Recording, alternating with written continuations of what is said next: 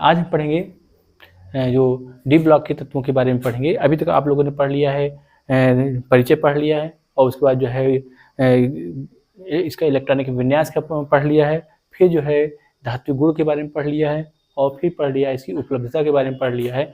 अब पढ़ेंगे जो अगला टॉपिक है हमारा परमाणु त्रिज्या। परमाणु त्रिज्या को पढ़ने के लिए, समझने के लिए इसके प्रभावी नाभिकीय आवेश को जानना जरूरी है। प्रभावी नाभिकीय आवेश के साथ साथ हमको परिरक्षणीय प्रभाव क्या होता है इसको भी जानना आवश्यक है। और जो है अगला टॉपिक है, जो अगला नेक्स्ट जो गुण है वो गलनांक एवं क्वथनांक के बारे में पढ़ना है, और फिर क्या पढ़ना है, हमको चुंबकीय गुण के बारे में पढ़ना है। ये आज इस वीडियो का ये सार है। ये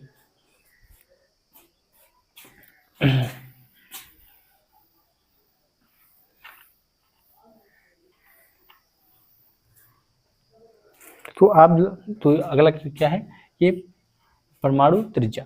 तो परमाणु त्रिज्या के बारे में आप, परमाणु त्रिज्या क्या होता है? परमाणु त्रिज्या जो मोटा ये होता है कि जो है परमाणु नाभिक से परमाणु के बाह्यतम कोश के बीच की दूरी, परमाणु के नाभिक से बाह्यतम इलेक्ट्रॉन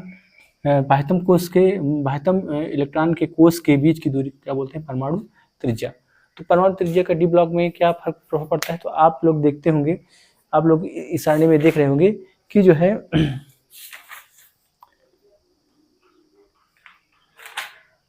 आप लोग देख रहे होंगे कि जो है ये देखिए 3D में पहले क्या होता है? Scandium, titanium, vanadium, chromium, manganese, ferric, cobalt और निकल, कॉपर और जिंक के बारे में आप लोग देख रहे होंगे। तो इसका जो है जो परमाणु त्रिज्या होती है वो 44, 144, 132, 122, 117। यहाँ क्या हो रही है?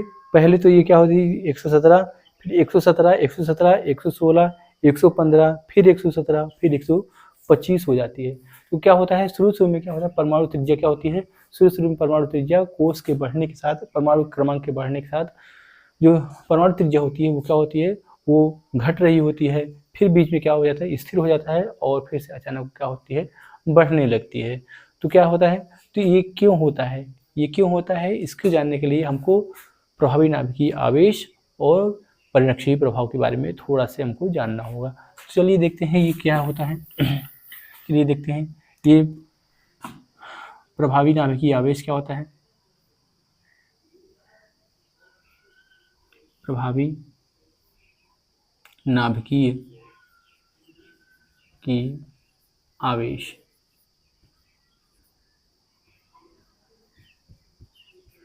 तो प्रभावी नाभिकीय आवेश क्या होता है? देखो यहाँ पे क्या होता है, ये क्या है? ये कोई परमाणु है। ये क्या है? कोई परमाणु है। परमाणु में क्या है? ये कोश है, और बीच में क्या है? ये बीच में हमारा ये नाभिक होता है। और यहाँ पे क्या है? बाहरी कोश में कोई इलेक्ट्रॉन है। तो बाहरी कोश में क्या है? इलेक्ट्रॉन है। बाहरी कोश में क्या होता है? ये इलेक्ट्रॉन होता है। तो नाभिक क्या होता है? ये धनावेशित होता है, और ये क्या होता है? ये इलेक्ट्रॉन क्या होता है? ऋणावेशित होता है। तो इनमें के बीच क्या होगा? यहाँ पे आकर्षण बल काम करेगा। तो आकर्षण बल काम करेगा तो क्या होता है कि नाभिक द्वारा किसी परमाणु के बाह्यतम कोश में लगाया गया आकर्षण बल को ही क्या बोलते हैं? प्रभावी नाभिकीय आवेश कहते हैं। तो किसी परमाणु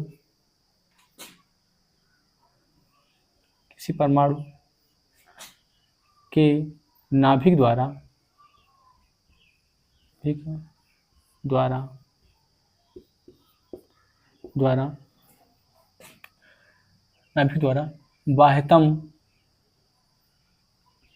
बाह्यतम कोश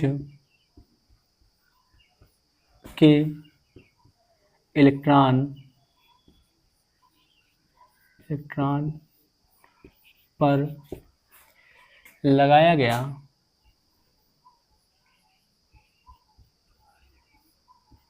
क्या?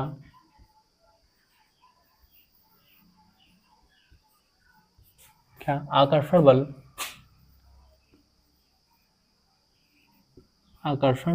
बल को ही प्रभावी नाभिकीय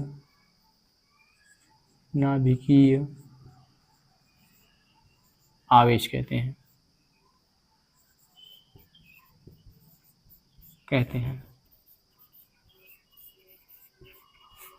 इतना समझ में कि क्या होता है प्रभावी नाभिकीय आवेश, कि परमाणु के नाभिक द्वारा, क्योंकि ये धनावेशित होता है, इलेक्ट्रॉन क्या होता है ऋणावेशित होता है, तो इन दोनों के बीच क्या होता है एक आकर्षण बल काम करता है, जिसे बोलते हैं प्रभावी नाभिकीय आवेश। ये क्या करता है इसको अपनी ओर तेजी से क्या करता है ये खींचे रहता है। जैसे जैसे इसकी संख्या बढ़ती जाती है, ये क्या करता है इसका प्रभाव क्या होता है, इसका प्रभाव इलेक्ट्रॉन पर क्या होता है ज़्यादा बढ़ता जाता है, और ये क्या करता है ये इलेक्ट्रॉन को अपनी ओर खींच के रखता है। इसलिए जो होता है वो आप लोग देखते होंगे। इसलिए क्या होता है देखिए शुरू में क्या होता है शुरू में क्योंकि जो है प्रभावी नाभिकीय आवेश कुछ समय तक परमाणु क्रमांक के बढ़ने के साथ प्रभावी नाभिकीय आवेश क्या होता है बढ़ता जाता है। इसलिए आप देखते होंगे कि परमाणु त्रिज्या भी क्या होती है घट जाती है। लेकिन जो है फिर कुछ देर बाद आप देखते हैं कि परमाणु त्रिज्या स्थिर हो जाती है और फिर परमाणु त्रिज्या क्या होने लगती है बढ़ने लगती है। ऐसा इसलिए होता है कि उसके बीच क्या होता है परिरक्षीय प्रभाव कार्य करने लगता है। और परिरक्षीय प्रभाव क्या होता है उसके बारे में जानने के लिए हम देखते हैं ये।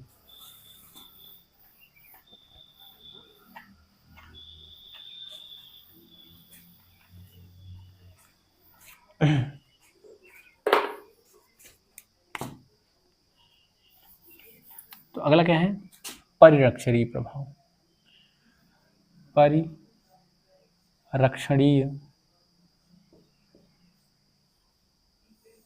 प्रभाव, परिरक्षणीय प्रभाव क्या होता है कि देखिए आप लोग ये देखिए क्या है ये परमाणु है, ये कोश है, और ये क्या है ये परमाणु है। ये क्या है ये नाभिक है, ये क्या है कक्षक है, और कक्षक के बाहर ये क्या है ये बाहरी कक्षक है। तो आप देख रहे हो ये क्या है ये अगर नाभिक है और यहाँ पे क्या है इलेक्ट्रॉन है, यहाँ पे क्या है ये इलेक्ट्रॉन है, ये क्या है नाभिक है। तो इस पर लगाया गया प्रभाव क्या कहलाएगा कि जो है यहाँ के परमाणु के नाभिक से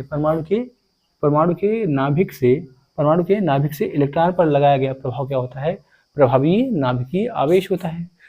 लेकिन बात ये हो जाती है कभी कभी कि जो है यहाँ पे भी क्या है इलेक्ट्रॉन है, यहाँ पे भी क्या है इलेक्ट्रॉन है, यहाँ पे भी क्या है इलेक्ट्रॉन है, और ये सभी इलेक्ट्रॉन क्या होते हैं ये सभी इलेक्ट्रॉन ऋणावेशित होते हैं। क्या होते हैं ये सभी इलेक्ट्रॉन क्या होते हैं ऋणावेशित होते हैं। तो बीच में क्या होता है ये इलेक्ट्रॉन जब इस पर बल लगाता है इसको क्या करता है आकर्षित करता है। तो बीच में जो क्या है ये भी क्या है ये भी क्या करते हैं इलेक्ट्रॉन को प्रतिकर्षित करते हैं, और ये भी क्या करते हैं इस इलेक्ट्रॉन को क्या करते हैं प्रतिकर्षित करते हैं, और इसके साथ ये भी आने का प्रयास करते हैं। ऐसे में जो परमाणु के नाभिक का जो बाह्यतम कोश के इलेक्ट्रॉन पर जो आकर्षण बल है वो क्या हो जाता है वो घट जाता है। इसी प्रभाव को बोलते हैं परिरक्षणीय प्रभाव। तो क्या लिखेंगे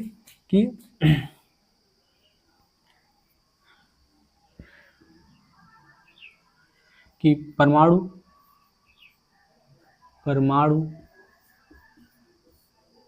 के नाभिक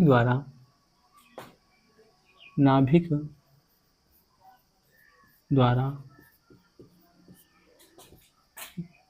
परमाणु के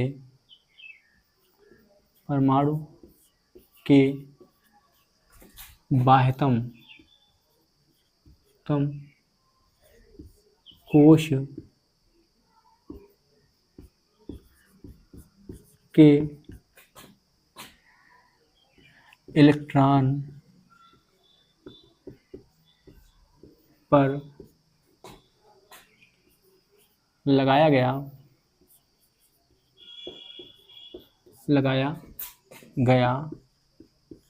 आकर्षण बल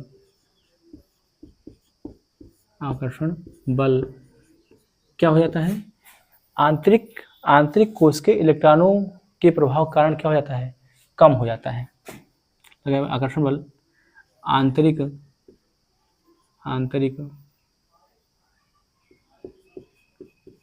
आंतरिक इलेक्ट्रॉनों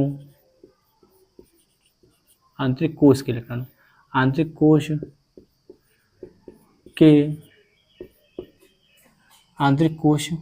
के इलेक्ट्रॉनों के कारण क्या हो जाता है, कम हो जाता है, कम हो जाता है। इस प्रभाव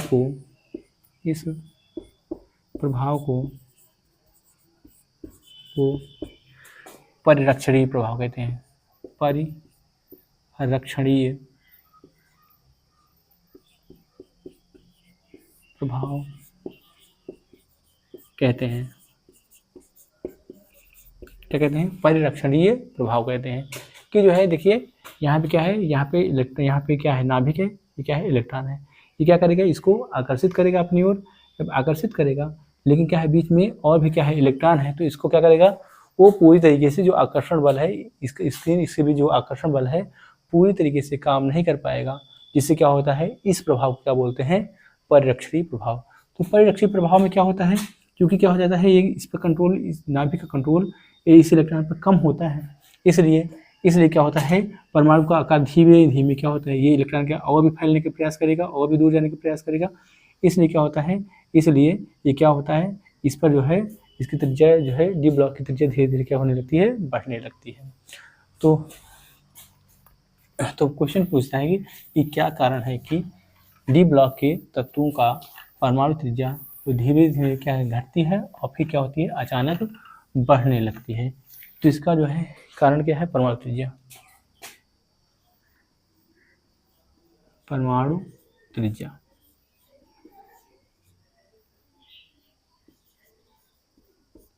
तो क्या लिखेंगे कि डी ब्लॉक के परमाणुओं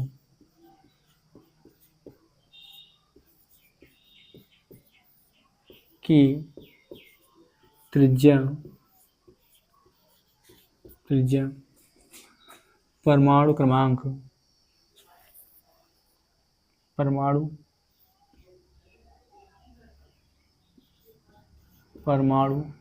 क्रमांक के बढ़ने के साथ घटती है।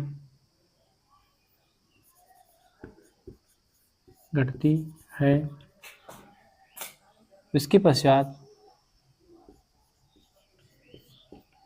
क्या हो जाती है, स्थिर हो जाती है,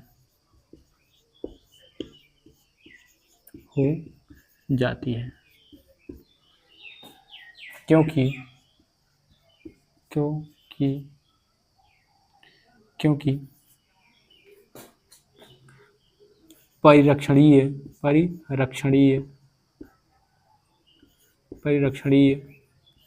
प्रभाव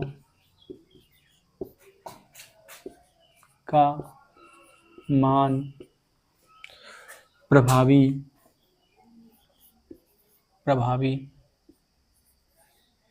नाभिकीय आवेश से ज़्यादा हो जाता है।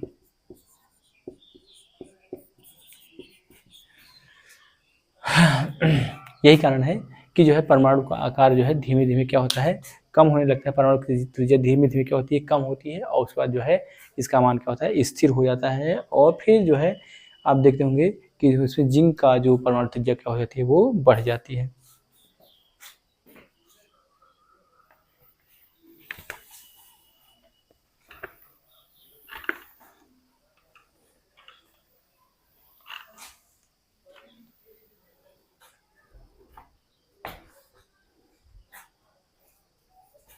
अगला क्या है,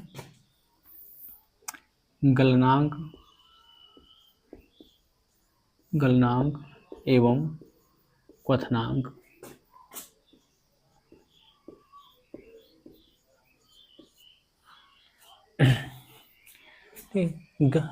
डी ब्लॉक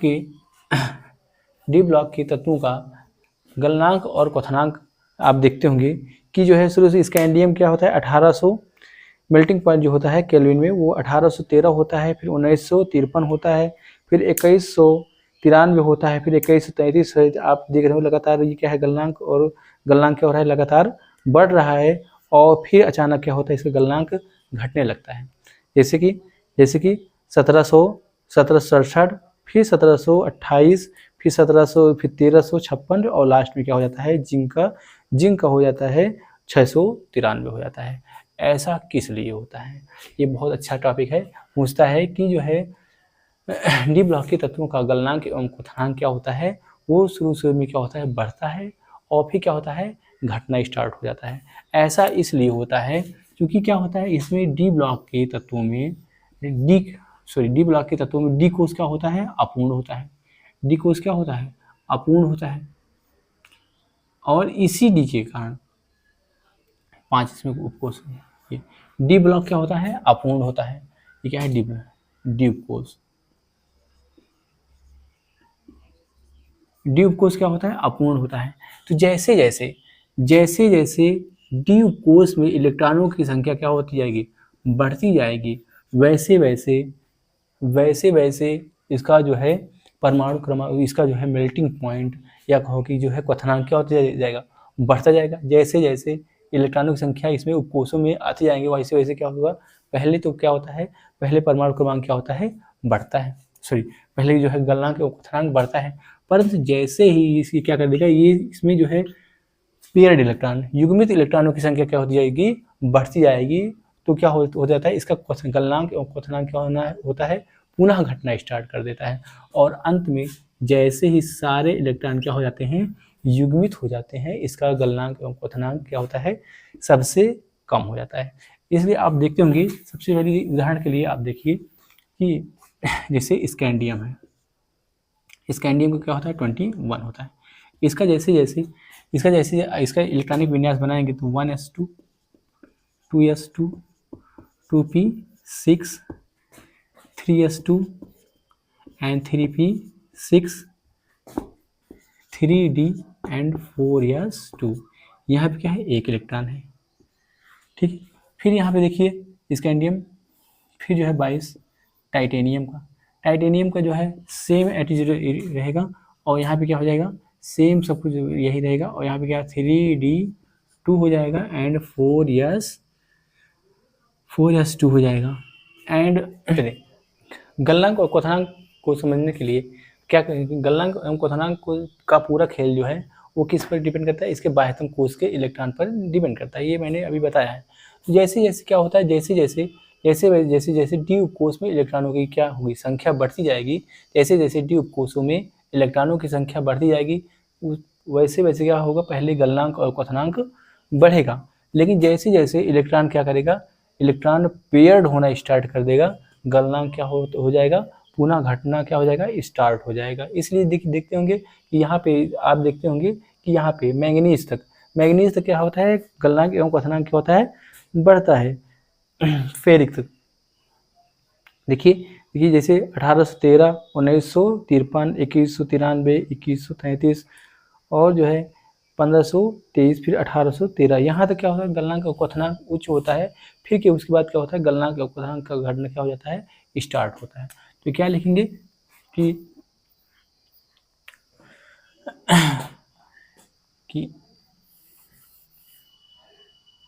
इस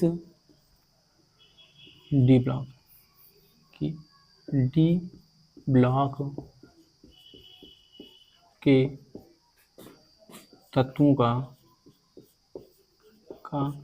गलनांक एवं क्वथनांक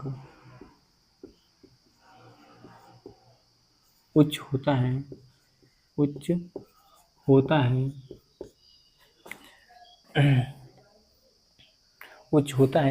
जैसे जैसे डी उपकोष में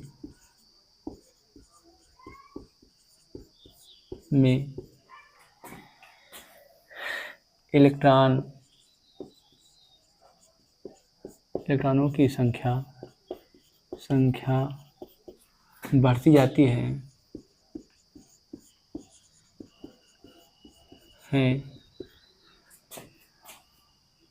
परमाणु का गलनांक एवं क्वथनांक बढ़ता जाता है, परंतु जैसे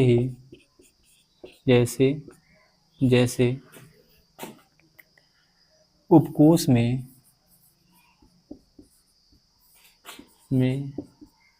क्या हो, इलेक्ट्रॉन युग्मित होना शुरू करते हैं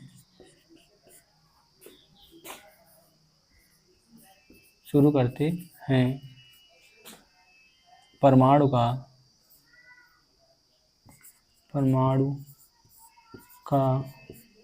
गलनांक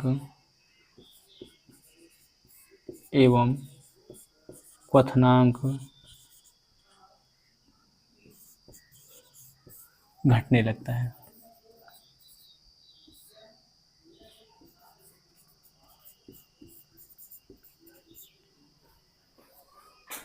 चलिए, ये रहा हमारा गलनांक एवं क्वथनांक। अब इसके बाद हम पढ़ेंगे चुंबकीय गुण के बारे में।